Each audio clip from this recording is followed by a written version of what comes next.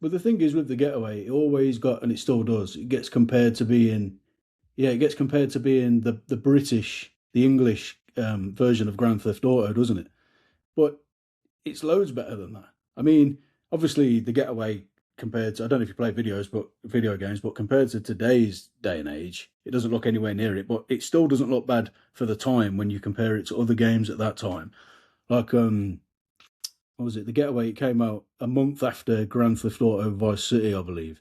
And if you go back and look at the Getaway now and look at Grand Theft Auto now, the Grand Theft Auto from then, that day, it looks like a cartoon. Whereas the Getaway, it looks very, very real. Even the faces, it Yeah. looks like they must have worked so hard on that. And like you say, they put so much money into it.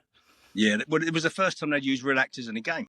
You know, they'd used characters, but they'd never used real actors, and so it was the first time. It was groundbreaking, really, Yeah. and obviously set the tone for all the games that have been made since. And obviously now don't need actors; they can just use AI. But it's and the voices of famous people. That's the way they do it now, I would imagine. But no, I'm not a gamer, and I never played Grand Theft Auto. But that was probably the biggest. It must have been the biggest selling thing. I don't know why. It just seemed to be there was lots of them coming out. People just wanted to smash up cars, I suppose. And I was just enjoying what I was doing for a while. You know, it was good. It was at the time. It was very, very good. It was good for me. Yeah. I take it you played the Getaway though. They give No, you a free copy or something. I'm sure I remember now a commercial. Uh, from I can't remember, but it must have been around about the time, advertising it for Christmas or something. And and I'm sure some of the characters were in the commercial. Have I just made that up or imagined it, or is that a thing? you made that up. To be honest, I I'm wasn't. sure. I'm gonna have to find it. Well, yeah, find it because if I was in it, I want to know where my royalties are. Yeah, I'm sure. No, yeah, I am. I'm gonna find it out and I'll send it you. Yeah, If it's on YouTube, you know when something's in the back of your head when you yeah. remember something. I'm sure. Yeah, you might be owed some money.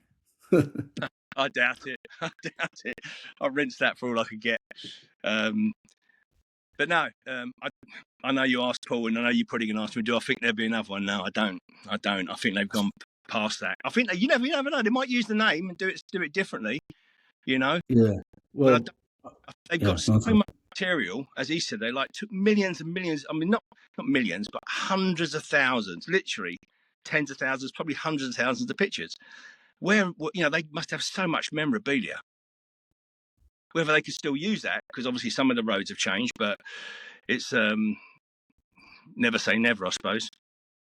Yeah. Well, before I have everybody on, I always put I put something up on my story. I did it for Paul. I did it for you to say like who you are, and if anyone wants to send any questions in, and I'll choose some of the best ones. But the problem is, all of the questions are we going to get another Getaway? Is it going to come back? So I did choose. I think I chose 3 or 4 of the best ones that were different to that. But yeah, when you was filming, when you was like all the cutscenes and that were being made, was there any cutscenes that didn't make it to the game? Or any scenes that just didn't make it to the final version? Don't really know. No, I honestly don't know. I mean, there was a lot of stuff on the floor. They did cut a lot.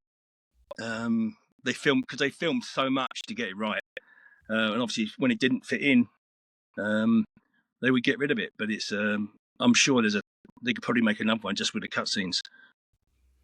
Yeah. Did you or any of the other cast know it was going to be as big as it was? Because they released it a month after Grand Theft Auto, so they must have had some fucking confidence about it. That was the biggest thing then, wasn't it, Grand Theft Auto? Yeah, it was a pretty ballsy thing to do. Grand Theft Auto was coming out. We was coming out straight after it. I don't know if they tried to get out before it. I really, really don't know. But it didn't harm the sales because it was massive, absolutely massive. And that was the thing when I was talking about me being the next in the next one, the prequel. The boss of Sony, and if he's listening to this, you lost me a lot of money, young man. We was all young then. Brendan turned around and said, I'm going to write the prequel. It's going to be even bigger. And I want £1 million for it. and the boss turned around to Brendan and said, if I ain't making $1 million, you ain't making $1 million. And he went different. He got rid of Brendan, got rid of the cast, and went the opposite way. And a few of my mates are in that. Dave Legeno, who's passed now, he's on the front cover, I think. He might have been an MMA fighter, actually. He was a wrestler with me. Yeah, You know, he died, didn't he? I think it was about 10 years ago now, I think. yeah, in the desert. Yeah, sad. He was a good actor, wasn't he? Yeah, he was a good actor, great fella, built like a brick shit house, but he was a little way out there. You know, sometimes some of the things he did. When I first met him, I was wrestling with him, and he come up to me and he went, "Hey, how you doing? I'm the Lone Wolf." I thought he was an American, you know, and he didn't come out of that. He wanted to be American through and through, and he didn't come out of that. But then I found out he got thrown out of America. And oh, it's a big old story, that one. But yeah, great fella. He lost a good one there. Yeah, well, I don't think I knew how he. So when I started a podcast in COVID for something to do because obviously everything was locked down, couldn't go out, couldn't do anything, couldn't go anywhere, and I got do you know Leo Gregory No, the actor. He was in remember Bother in Green Street. no. He was the first person that I ever had on, and I'm pretty sure I was going to ask that, Dave to come on. And then when I googled him, he said that he died. I didn't even know at the time that he died. But yeah, it's really sad. I don't. Just going on to the second one, the second Getaway. I don't think it was as big as the first one, was it? Because the thing with the first Getaway is there was nothing like it. There was most video games are set in America, so to have something set here, which is so familiar to everyone here, I think it still did okay. I don't know the exact numbers, but yeah, well, you couldn't have been asked to go in that one because you died, didn't you? So you'd have had to have done a prequel. Did I? I don't know. Did I really die? You don't know? No. Did I get blown up in a bus or something? Yeah, it was a ship, I think. A ship. Yeah, you had a detonator. Because I was doing some research and I had to, just so I knew, refresh my mind, because obviously I haven't got that console. And you can't play it on the latest consoles. But people still are playing it on YouTube and recording themselves playing it and stuff. Wow. So it definitely lives on. But yeah, you died in an explosion. I think you were singing "The Land of Open Glory" and you pressed the detonator and it all went off. You remember? Yes, the land. I remember that land of open glory. Yeah. I actually had to sing that. But do you know? You never saw me blow up. I'm a very good swimmer. So if there's going to be a number 2 and it's a lot of money, I'm still alive. Yeah, you could be. Well, how old would he be now? How old was he, the character then? Was there an actual age for him? He was about 60, wasn't he? 60 or 70, yeah. I'll be about 107 now, I think. Yeah. Prequel. There's hope for the prequel. Yeah, I'll take it. Well, there's another. Well, like I said, there's no games that are set in London now, really, is there? But when I was doing my research, and I think I'd seen it a couple of years ago now, looking back, thinking about it, there's a game, and it says it's by the developers of the Getaway, but it's called The Ends. I don't know if you've seen that. No. And they're like, when you can, I can't remember what it's called, but it's like they try and get like the fans, I suppose you'd call them, to fund it. Oh, so okay. Yeah, I'll probably have to send you a link to that. It looks good. It's very Getaway-ish, but a lot of it's nostalgia, isn't it? You know, like if he brought it back, it probably wouldn't be the same. Probably not, because the kids are used to so much more now. You know, you think of some of the great movies that have been out there, E.T. and, Back to the Future and that. And at the time, everyone was like, wow, that's amazing. You know, you look at it now and it's like, yeah, So you can do a lot of stuff with AI, but they're old-fashioned stories, old-fashioned phones, old-fashioned cars.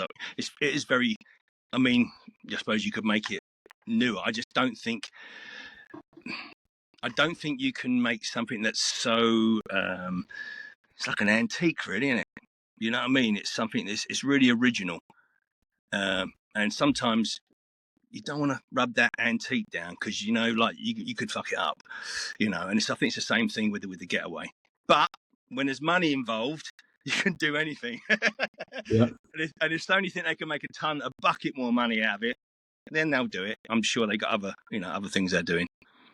Yeah, well, Paul, he said before the interview, he got up in the loft and he got his script. He's still got all the script. I said, mate, you want to sign that and put it on eBay because that will go. You know, like these game fanatics, that Yeah, will be a golden nugget to them. yeah. Well, I actually said to my mum, "Mum, what you got in the loft from the Getaway?" She said, "Oh, I've still got your face masks." When I finished, Really, yeah, when I finished recording, they took them off, and I said, "Could I keep those? I've only got 3 or 4. One of them, a couple of them are a bit torn, and they're only the fronts. It might be the tops, but they're a little bit stuck together. But they're in Ziploc bags, and they've been in there for 20 years. Okay, and when I must admit, before I came to America, I thought what I'll do with these is I'll get a really nice guilty frame, nice red background, like typical Churchill kind of thing, and put a cigar underneath it, and sell them for 500 quid each or something. They've been sitting up in my thing ever since, up in the attic. 500 quid more than that, I'm Yeah, sure. yeah, and also I've got like memorabilia from. I've got posters. They were giving us PlayStation 2 sacks, little briefcases. And I did look on, when you got in touch, I did look on eBay, and I put eBay memorabilia of the Getaway. One of the first things to come up was the suitcase. And it's up for $954 or $949. And I think if I still got that, it's sitting in my, my mum's. And there's tape after tape after tape. I don't know why I've got the tapes. I was given tapes of the making of it. And then what they were going to do, and I don't think anybody knows about this, they were going to make a movie. Well, actually, they did. They made a movie of the making of the Getaway. And I tell you how I didn't think, just because my mind's not working properly because I'm an old man now, but we actually had Trafalgar Square or Leicester Square, one of the two. We had a premiere there. Like 500 or 1,000 people turned up. We had the Getaway outside. We all went inside and we watched a video, and it was us as real characters making the game. And I've got the video of that. Another antique. Another nugget. Yeah. Stick it all on eBay. Sign it, because there is. If you go on YouTube, there is people that live and breathe this game. They're talking about it, and especially in America now, because they're Wow. discovering. I think because to the Americans, seeing they're obsessed with the British, aren't they? Yeah, Like, they are. and they all think it's tea and biscuits and crickets and Buckingham Palace, don't they? Yeah, because I've been here for so long, I talk to people, and when I first moved to New York, I was in New York for about I think 7 or 8 years, actually in Manhattan, and I got myself a few agents there. And when I walked in, because I have to tell people in England we think the American accent is cool, because when we watch a film and everybody's speaking in American, that's what a movie is. It's American. That's why a lot of English actors have to speak American to be in the movies. I said, but you guys think we speak so nice, and we're a very proper, and so when I started doing voiceovers, I walked into one of the first agencies, and the woman said to me, "Look, I've got a stack of pictures over here." She said, "But you've got a different look." She said, "Very, very unusual for someone in New York, because I suppose I look English. I definitely don't look American." And then when I started talking to her, she said, "Oh, hold on a minute." And as this guy walked past, she went, Bob, this is Ricky." And she said, "Bob's from our voiceover department." I went, "Hi, Bob, how you doing?" He went, "Oh my God, your voice. Do you do voiceovers?" So I ended up getting on there and doing voiceovers. And I'm actually sitting in my little voiceover studio now. I've got my Neumann mic, I've got my Apple thing.